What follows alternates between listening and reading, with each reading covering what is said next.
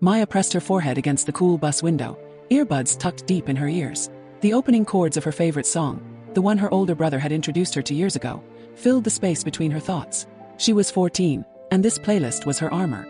At school, the other kids could tell who you were by what leaked from your headphones. The popular girls shared bubblegum pop playlists like secret handshakes. The skater boys blasted punk rock in the courtyard. Maya's music was different. Indie folk mixed with her grandmother's old soul records. Hip-hop her cousin had shown her, and lately, everything changed the day she walked into Mr. Chen's music room after school. She'd signed up for guitar lessons on a whim, desperate for something that was just hers. The room smelled like old wood and possibility. "Tell me about your music," Mr. Chen said, "not tell me what you listen to." But your music, like it already belonged to her. She found herself talking for 20 minutes straight. About her brother's vinyl collection that she'd inherited when he left for college. About her grandmother humming gospel songs while cooking. About finding that one artist on a random playlist who made her feel less alone during her parents' divorce. Mr. Chen nodded. "Your music is your story. Now let's see if we can help you tell it yourself." Over the next 2 years, Maya's identity shifted and grew with every song she learned to play. Her fingers learned to form chords that expressed what words couldn't.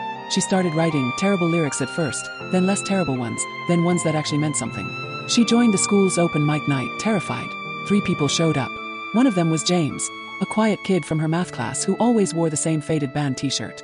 "That was beautiful," he said afterward. "Very Phoebe Bridgers meets Lauryn Hill." Maya laughed. Someone had heard her, actually heard her.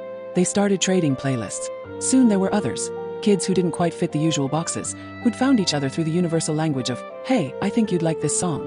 They'd gather in the music room during lunch, a ragtag collection of identities bound together by the understanding that music wasn't just something you listened to. It was something you were.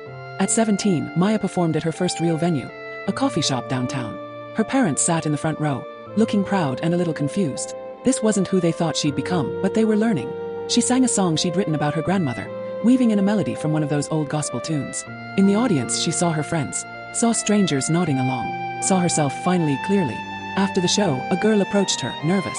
"I just wanted to say, your music made me feel seen, like really seen." Maya understood, because that's what music identity was, wasn't it? Not just about the songs you loved, but about the way those songs helped you recognize yourself, and helped others recognize themselves in you. She handed the girl a handwritten set list. "Here, in case you want to explore." The girl clutched it like treasure and disappeared into the night. Maya packed up her guitar, thinking about all the versions of herself that had led here. The girl on the bus with the defensive playlist. The student in Mr. Chen's room discovering her voice. The friend trading songs like secrets. The writer turning pain into poetry. She was all of them.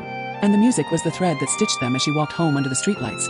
She put in her earbuds, not to hide this time, but to celebrate. The soundtrack of her life, always evolving, always hers.